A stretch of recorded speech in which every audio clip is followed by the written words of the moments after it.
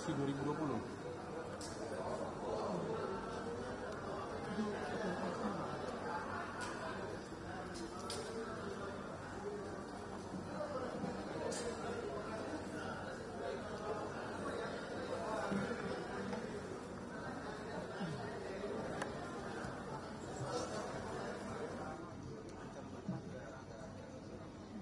Ya.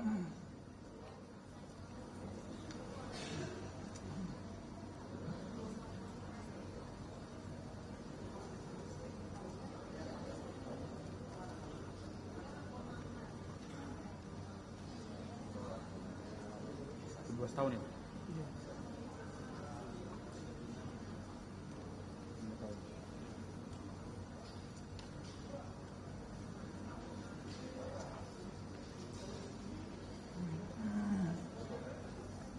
Ya.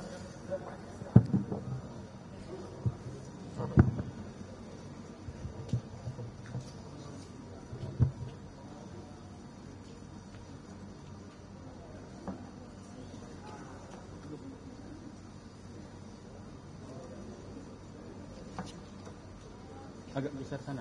Agak geser ini. Agak geser sana. Ya kamu geser dulu.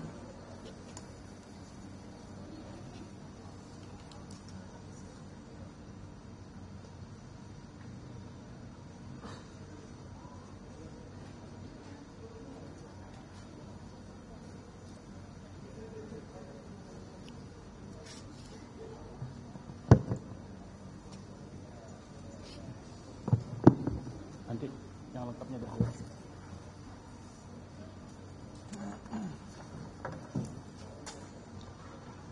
Assalamualaikum warahmatullahi wabarakatuh. Salam sejahtera untuk kita sekalian. Salam presisi.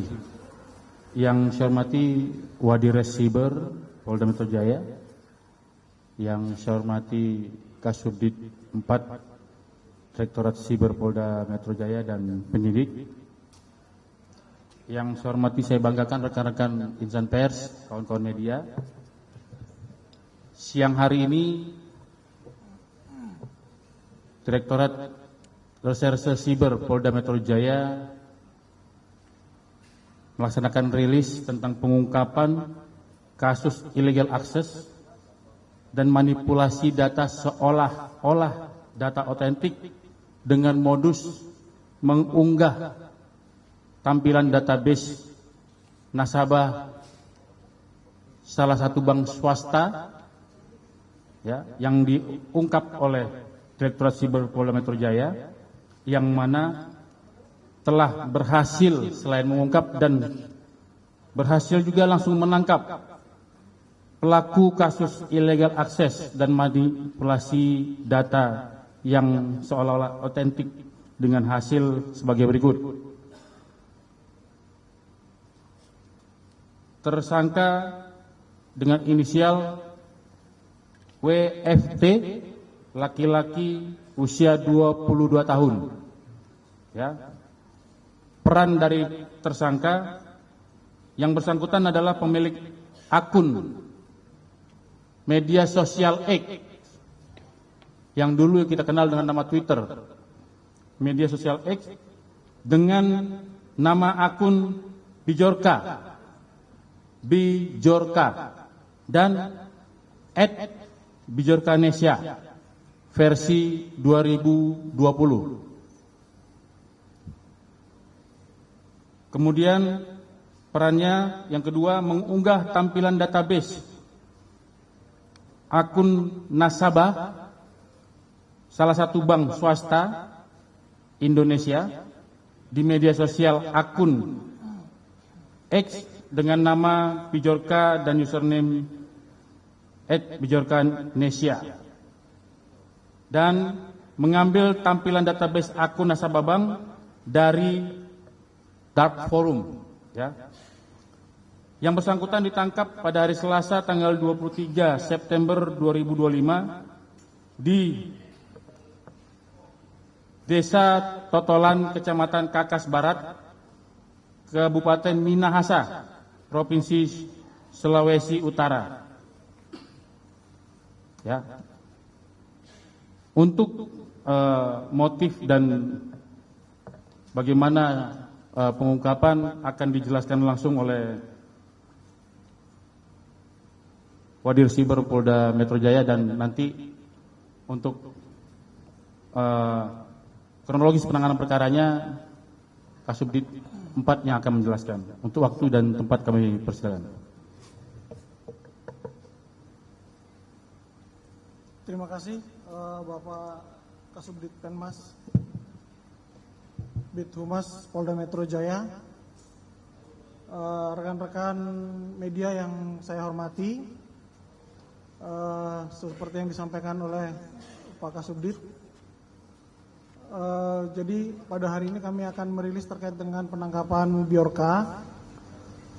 Jadi penyidik tindak pidana cyber dalam mengungkap pelaku ini kita membutuhkan waktu sekitar 6 bulan untuk bisa melacak, mengumpulkan alat bukti, kemudian menangkap pelaku. Selama ini pelaku itu sudah memiliki akun di beberapa, biasa kita kenal dengan istilah dark web. Jadi kalau kita lihat lapisan daripada web yang ada saat ini, itu ada surface web, kemudian ada deep web, kemudian ada dark web. Nah, pelaku kita ini bermain di dark web tersebut, di mana di dark web tersebut yang bersangkutan sudah mulai mengeksplor sejak tahun 2020. Nah, di dark web ini tentunya ketika kita mulai bermain, ketika kita mulai mengeksplor di situ, maka akan ada banyak hal-hal yang aneh-aneh yang kita temukan. Salah satunya adalah data-data yang terkait dengan data-data pribadi yang dijual oleh para pelaku-pelaku hacker, oleh para pelaku-pelaku ransomware. Oleh pelaku sendiri, sejak tahun 2020 sudah memiliki akun. Hanya karena beberapa platform di dark web tersebut dilakukan penutupan secara bersama-sama oleh law enforcement dari beberapa negara, dalam hal ini Interpol, FBI, bergabung dengan beberapa negara, misalnya kepolisian dari Prancis, kepolisian dari Inggris, atau kepolisian dari Amerika, sehingga si pelaku ini akan lompat dari satu aplikasi dark web ke aplikasi dark web yang lain. Tetapi pada perangkat bukti digital yang kita temukan itu masih tersimpan di dalam perangkat-perangkat tersebut dalam bentuk jejak digital. Nah, untuk yang sekarang kita bisa lihat secara kasat mata, pelaku ini aktif di dark forum, namanya darkforum.st, itu sejak Desember 2024 dengan nama Bjorka. Kemudian yang bersangkutan merubah di bulan yang sama, merubah nama lagi menjadi Skywave. Kemudian merubah lagi nama pada bulan Maret 2025 menjadi Shiny Hunter. Kemudian pada bulan Agustus 2025 berubah nama lagi menjadi Opposite 6890.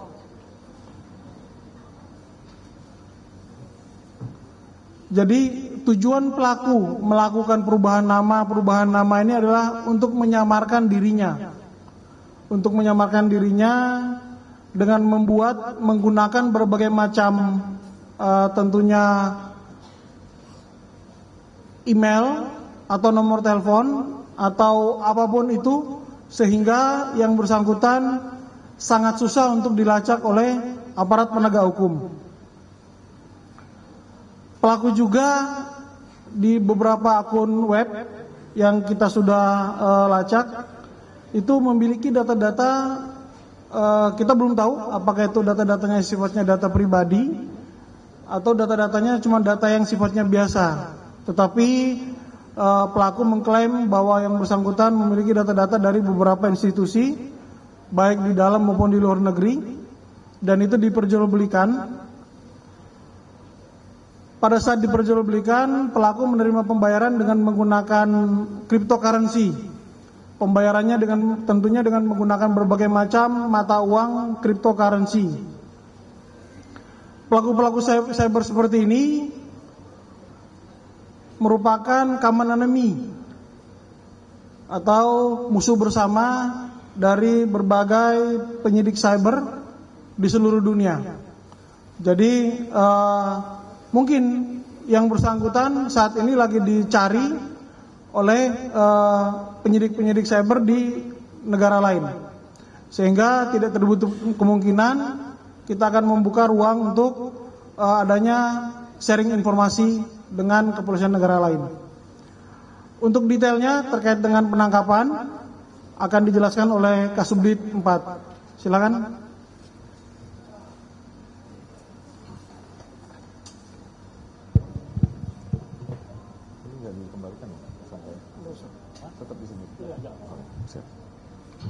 Tes.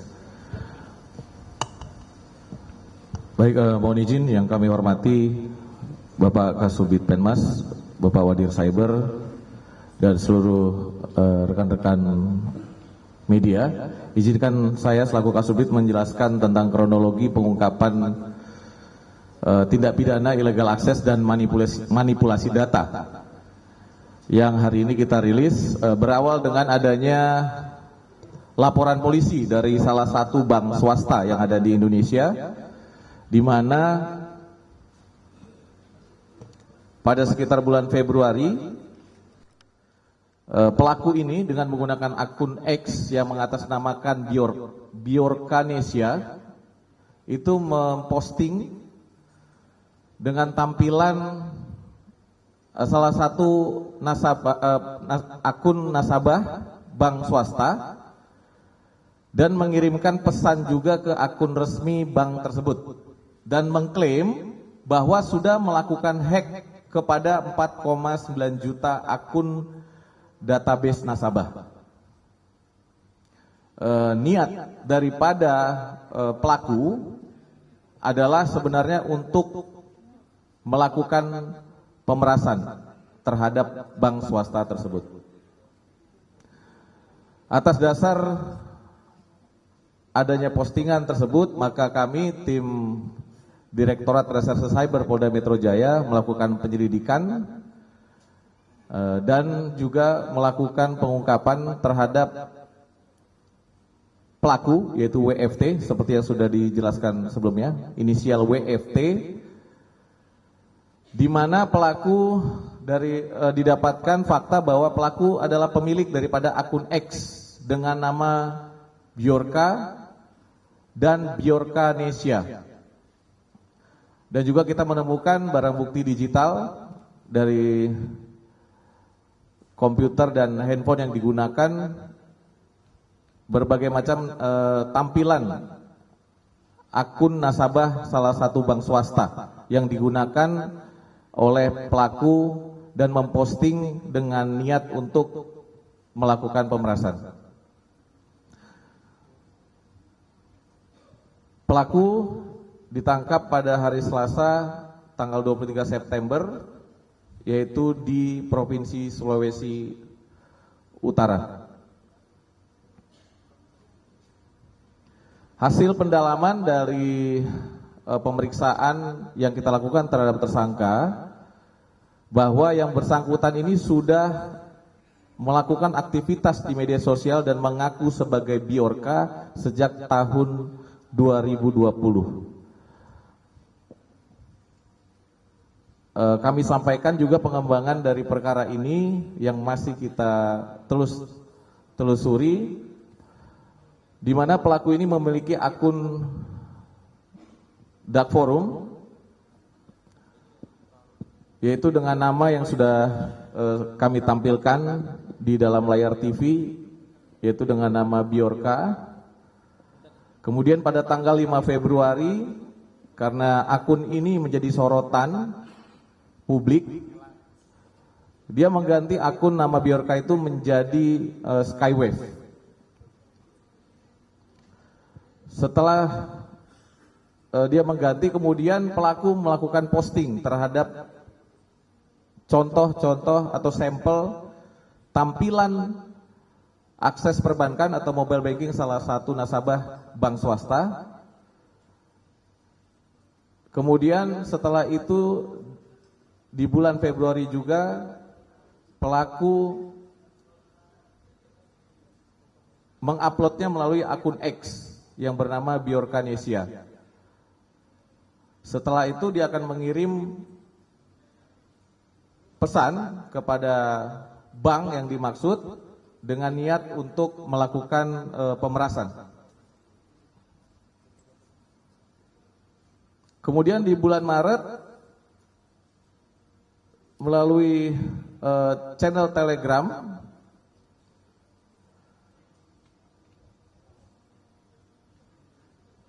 yang bersangkutan juga mengunggah ulang data yang memperkuat adanya dugaan bahwa pelaku ini memiliki jaringan dan keterkaitan dengan forum-forum jual beli data secara ilegal. Dari pengakuan pelaku dan pendalaman banyak data yang sudah diperoleh, yaitu ada beberapa data-data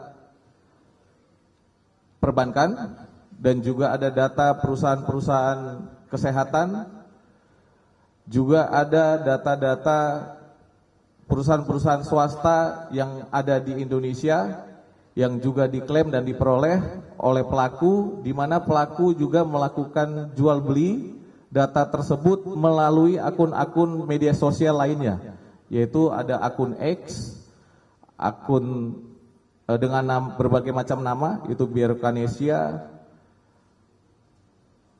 dan akun-akun lainnya. Kemudian ada akun Instagram, TikTok, dan Facebook yang keseluruhan mengatasnamakan dirinya adalah sebagai Biorka.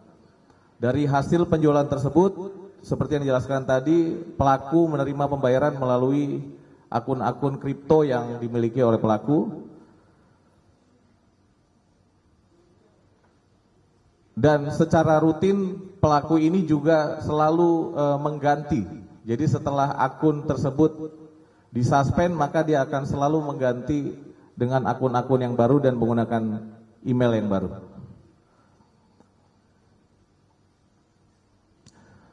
Terhadap dugaan tindak pidana illegal access yang diduga dilakukan oleh pelaku, masih akan terus kami lakukan pendalaman secara saintifik untuk dapat membuktikan dari mana asal data-data tersebut didapatkan oleh pelaku. Demikian yang dapat kami sampaikan. Terima kasih.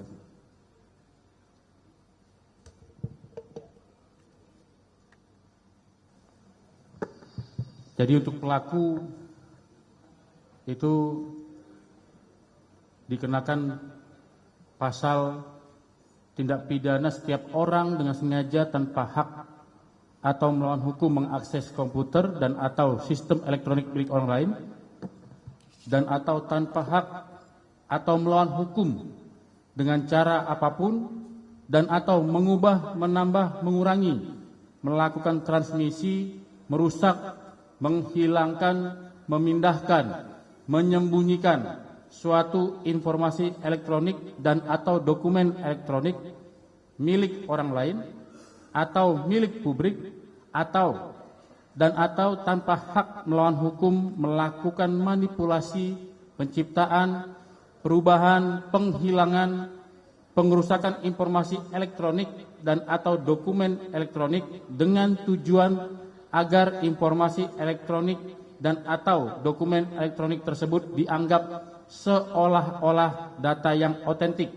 sebagaimana dimaksud pasal 46 junto pasal 30 dan atau pasal 48 junto pasal 32 dan atau pasal 51 ayat 1 junto pasal 35 Undang-Undang Nomor 11 Tahun 2008 sebagaimana diubah terakhir dengan Undang-Undang Nomor 1 Tahun 2024 tentang perubahan kedua atas Undang-Undang Nomor 11 Tahun 2028 tentang informasi dan transaksi elektronik dengan ancaman pidana paling lama 12 tahun penjara dan denda sebesar 12 miliar rupiah, dan atau setiap orang dilarang secara melawan hukum memperoleh, mengumpulkan, mengungkapkan, dan atau menggunakan data pribadi yang bukan miliknya, yang dapat mengakibatkan kerugian sebagai subjek data pribadi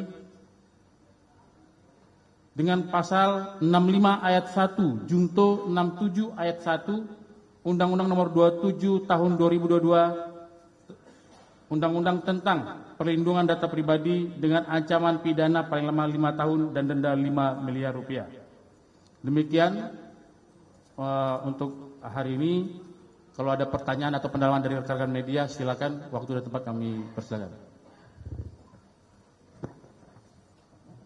Ada yang bertanya? Ini kiri. Ya, selamat sore Pak Kasubdit, Pak Dir, Pak Wadir, Pak Kasubdit dan yang lainnya. Saya Adi Anugradi dari liputan6.com. Saya ingin bertanya, apakah biorka yang dimaksud ini ada kaitannya dengan biorka yang saat itu sempat dicari-cari oleh pihak kepolisian? Yang kedua, ingin mempertegas saja terkait dengan tadi sempat disinggung admin atau pembuat akun admin dari Opposite 6890. Apakah dia termasuk dalam jaringan admin tersebut atau seperti apa gitu?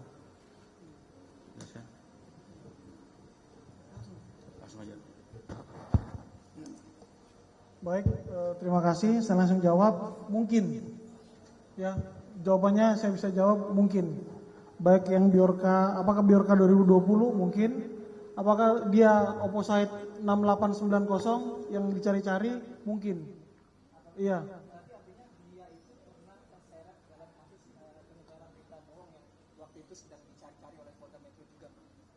Yang mana? Yang Opposite?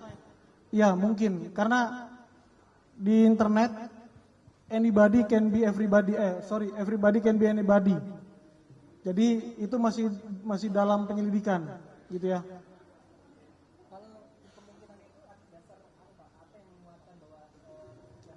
Iya, yang tadi saya sampaikan, setiap orang bisa menjadi siapa saja di internet.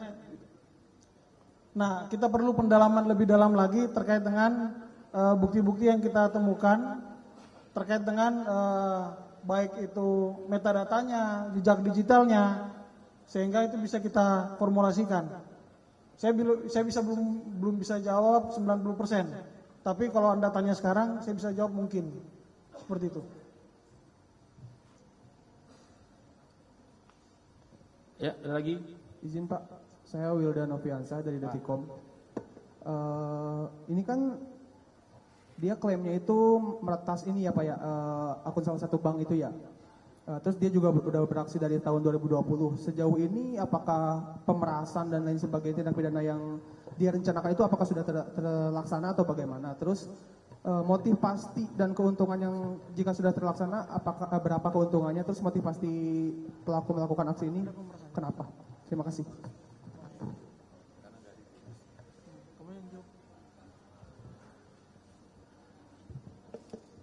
Cek, saya akan coba jawab perihal pemerasan. Faktanya terhadap case yang sedang kita tangani ini belum terjadi. Jadi motif dia melakukan adalah untuk melakukan pemerasan.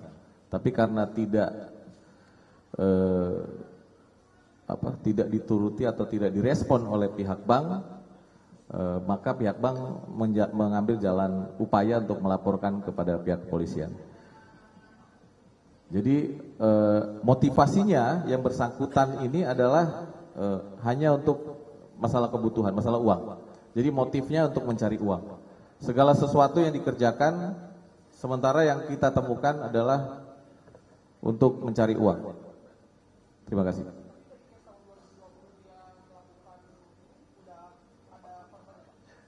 Ya, itu masih dalam proses pendalaman seperti tadi yang sudah dijelaskan. Bahwa ini peristiwa kan sudah lama Pak terjadi, jadi butuh waktu kita untuk melakukan penyelidikan.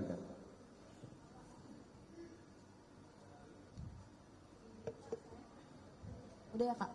Izin Pak, saya Sela dari Nusantara TV, ingin tahu latar belakang yang bersangkutan ini memang ahli IT atau apa ya Pak? Tes. Jadi yang bersangkutan ini bukan ahli IT, jadi hanya orang yang tidak lulus SMK, namun sehari-hari secara otodidak dia selalu mempelajari IT. Jadi dia mempelajari segala sesuatunya itu hanya dari IT dan melalui komunitas-komunitas media sosial. Ya, ada lagi.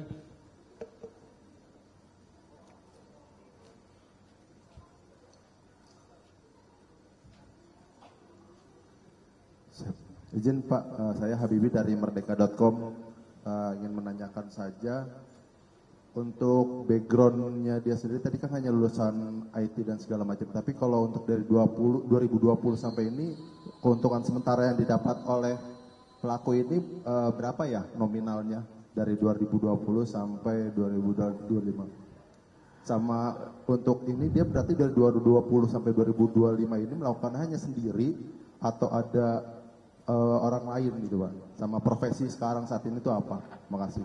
Baik, investigasi kami sementara dia melakukan perbuatan pidana ini sendiri. Jadi bukan bersama dengan rekannya, dia melakukan segala sesuatunya sendiri dan berapa uang yang didapatkan ini juga kita belum bisa mendapatkan fakta secara jelas, tapi pengakuannya sekali dia menjual data itu kurang lebih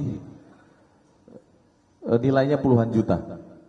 Jadi tergantung orang-orang yang membeli data yang dia jual melalui dark forum.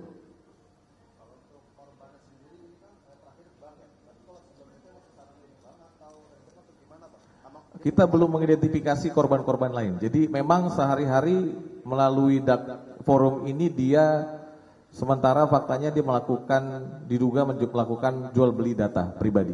Itu di rumah mengoperasikannya apa? Iya, semua dilakukan di rumah.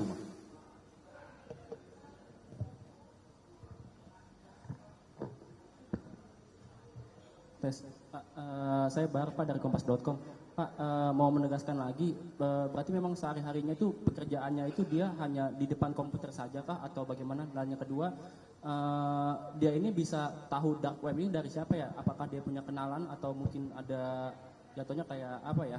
Kayak teman di dunia maya dia yang mengetahui dia gitu. Terima kasih Pak. Iya, sehari-hari dia tidak ada pekerjaan, jadi memang setiap hari hanya di depan komputer, terus melalui komunitas yang sudah dia bangun sejak lama.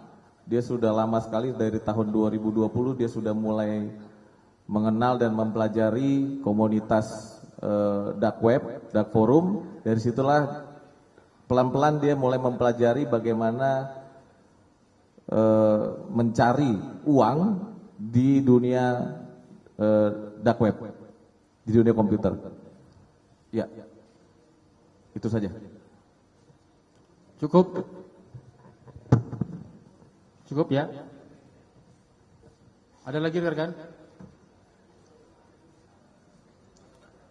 Jadi gini rekan-rekan, tadi Pak Wadir Siber sebenarnya sudah menyampaikan kenapa jawabannya beliau mungkin, ya, karena yang namanya penyidik itu tidak boleh berandai-andai dan tidak boleh menerka-nerka. Jadi segala sesuatu itu apabila sudah dipersangkakan terhadap seseorang itu harus pasti ini alat buktinya, ini barang buktinya, ini perbuatan kamu lakukan dan kamu adalah pelakunya. Ya. Jadi kenapa tadi bilang mungkin, ini dari Direktorat Siber Polda Metro Jaya masih mendalami keterkaitan Bijorka yang tahun 2020 sampai dengan sekarang itu apakah sama atau tidak, makanya jawaban mungkin, ya. Makanya jawaban tadi dari Pak Wadir Siber mungkin.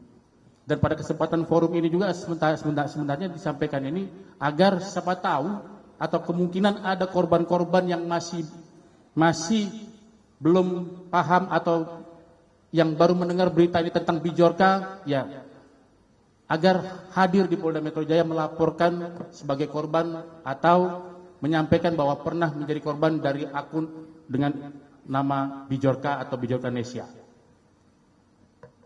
Sekian dari saya, kami tutup. Wabillahi taufiq walhidayah. Wassalamualaikum warahmatullahi ya. Oh, sesi foto. Wabarakatuh. Terima kasih. Foto.